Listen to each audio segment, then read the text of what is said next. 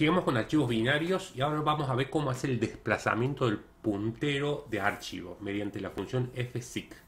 El concepto anterior vimos que cuando abrimos un archivo binario, para su lectura el puntero de archivo se posiciona en el byte 0 y a medida que llamamos a la función fread el puntero de archivo se desplaza.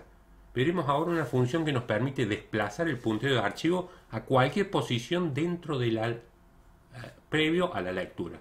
Con el desplazamiento del puntero de archivo no estamos obligados a leer en forma secuencial los datos del mismo. La función que nos permite desplazar el puntero de archivo se llama fseek y tiene tres parámetros. El primer parámetro es el nombre lógico del archivo, con el que lo hemos abierto con el fopen. El segundo, la cantidad de bytes que nos vamos a desplazar, que puede ser un valor positivo o negativo, ya vamos a ver. Y luego, desde qué ubicación nos vamos a desplazar. Ese tercer parámetro es una macro que está definida en el archivo stdio.h. Pueden ser los valores seekset, seekcur y seekend. Si indicamos la macro seekset, que es el valor 0 en realidad, reposicionamos comenzando desde el principio del archivo. O sea, el desplazamiento se hace desde el principio del archivo, la cantidad de bytes que indiquemos. Si ponemos seekcur, reposicionamos comenzando desde la posición actual del puntero de archivo. Lo podemos desplazar hacia adelante si indicamos un valor positivo o hacia atrás si indicamos un valor negativo. Y seekend, reposicionamos comenzando desde el final del archivo. Si ponemos 0, estaría posicionando el final y un valor negativo estaríamos desde el final retrocediendo una determinada cantidad de bytes. Y lo vamos a ver con una serie de ejemplos para entender cómo reposicionar el puntero de archivo mediante la función fseek. El primer problema que vamos a hacer, vamos a abrir el archivo binario que creamos en el concepto anterior, archivo 1.dat, y vamos a leer solo los bytes donde se almacena el valor float. O sea, vamos a saltear, no vamos a leer el char y el int. Pasemos a crear nuestro programa. Responde al ejercicio del curso 218.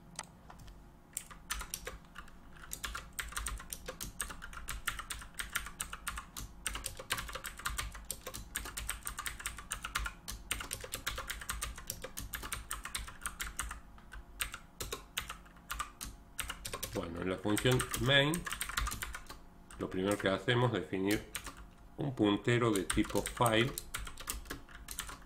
Le llamamos arch y lo inicializamos llamando a la función fopen y le pasamos el nombre de nuestro archivo ya existente, que ya creamos el archivo 1.dat, y lo vamos a abrir para leer, igual que hicimos en el concepto anterior, read binary. RB.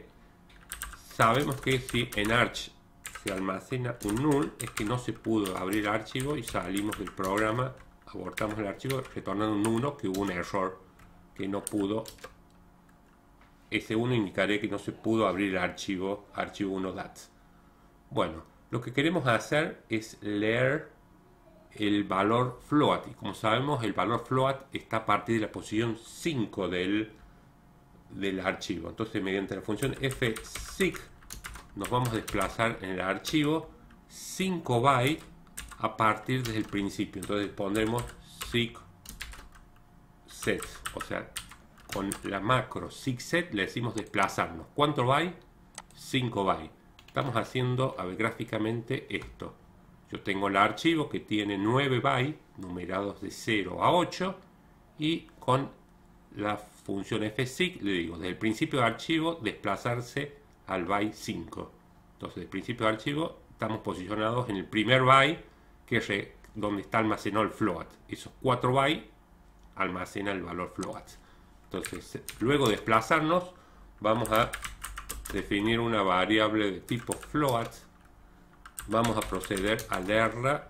Para leer, esto sí lo que vimos en el concepto anterior, le pasamos la dirección donde queremos que se almacene mediante mediante sigOff obtenemos el tamaño del tipo de datos float, es 4 bytes, un bloque y del nombre lógico del archivo arch. Ya tenemos ahora almacenado en memoria en B2 el valor almacenado en el archivo y vamos a disponer para poder controlarlo el float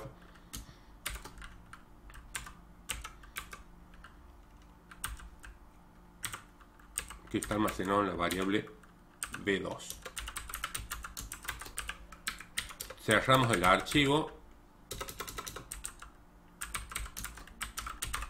y luego detenemos la ejecución del programa y retornamos 0. Ejecutamos. Bueno, vemos que hemos recuperado del archivo el valor 5.25 que almacenamos en su momento cuando hicimos la creación del archivo, y con fwrite grabamos el valor float 5.25. Hemos visto que con fseek no hace falta hacer la lectura del char y el in, sino directamente hemos hecho un salto con la función fseek a la posición donde se almacena el float y hemos procedido a leer esos 4 bytes con el fread. Veamos otro ejemplo para seguir practicando. Vamos a hacer otro que responde al problema 219.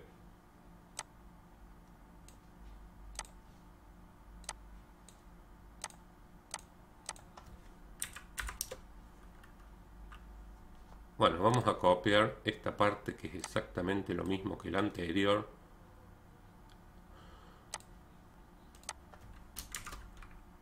Bueno, lo que tenemos que hacer ahora, dice el programa, abrir archivo 1.dat y leer e imprimir el char y el float. Entonces, cuando se abre el archivo, el puntero de archivo está posicionado en el primer byte. Quiere decir que podemos leer ese char. Definimos una variable tipo char y procedemos mediante la función fread a pasarle la dirección de la variable c, el tamaño del tipo de char para que sepa cuántos bytes va a leer, que es uno solo en este caso, un bloque y el nombre lógico del archivo que se llama arch. Imprimimos